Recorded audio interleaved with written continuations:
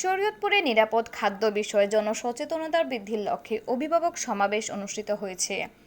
মঙ্গলবার ২১ অক্টোবর ২০২৫ সকালে শরীয়তপুর সদর উপজেলার কালেক্টরেট কিশলয় কেজি স্কুলে এই অনুষ্ঠানের আয়োজন করে বাংলাদেশ নিরাপদ খাদ্য কর্তৃপক্ষের শরীয়তপুর জেলা কার্যালয়। কালেক্টরেট কিশলয় কেজি স্কুলের প্রধান শিক্ষক মুকুল চন্দ্র রায়ের সভাপতিত্বে অনুষ্ঠানে বিশেষ অতিথি হিসেবে উপস্থিত ছিলেন জেলার সহকারী প্রাথমিক শিক্ষা অফিসার শাহ মোহাম্মদ ইকবাল মনসুর ও জেলা পরিবেশ অধিদপ্তরের সহকারী পরিচালক মোহাম্মদ রাসেল নোমান। এছাড়াও বিদ্যালয়ের শিক্ষক, কর্মকর্তা, অভিভাবকবৃন্দ উপস্থিত ছিলেন।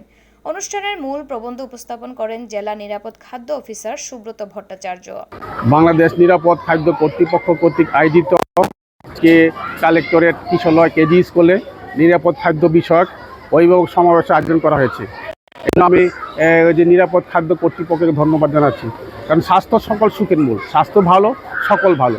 স্বাস্থ্য ভালো না থাকলে কিছুই করতে পারি না আমরা।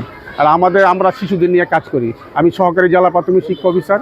শিশুদের স্বাস্থ্য আমাদের কাছে অত্যন্ত গুরুত্বপূর্ণ। আর আজকে নিরাপদ খাদ্য নিয়ে ওনারা যে কাজটা করেছে, এটা আমি মনে করি একটা ভালো, খুবই একটা গুরুত্বপূর্ণ একটা বিষয়। আমরা আজকে মাদের নিয়ে সমাবেশ করেছি। মাদেরকে আমরা বলেছি যে শিশুদের স্বাস্থ্যের প্রতি খেয়াল রাখার জন্য, শিশুদেরকে ভালো খাবার, সুস্থ খাবার, নিরাপদ খাবার দেওয়ার জন্য, তারা যেন বাহিরের খোলা খাবার, বাসি খাবার না খায়।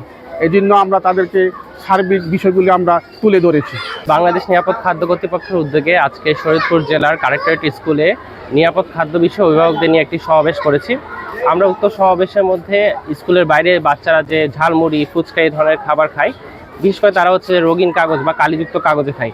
এর ফলে কিন্তু আমাদের দিন দিন ক্যান্সারটা বেড়ে যাচ্ছে, এবং শিশুরা যেহেতু আমাদের আগামীর ভবিষ্যৎ, তাদের মধ্যে ক্যান্সার মাত্রা দিন দিন বাড়াতে আমাদের জাতি আশঙ্কাগ্রস্ত হচ্ছে। আমরা এই বিষয়ে সচেতন করার জন্য এছাড়াও নিরাপদ খাদ্য বিষয় আরও বিভিন্ন বিষয়, যেমন রঙিন খাদ্য পরিহার করা, ফরমালিনের সম্বন্ধে যে ভ্রান্ত ধারণা আছে, কীটনাশক সম্বন্ধে যে ধারণাটা আছে, সেগুলো পরিষ্কার করার জন্য আজকে আমরা অভিভাবক সমাবেশটা করেছি।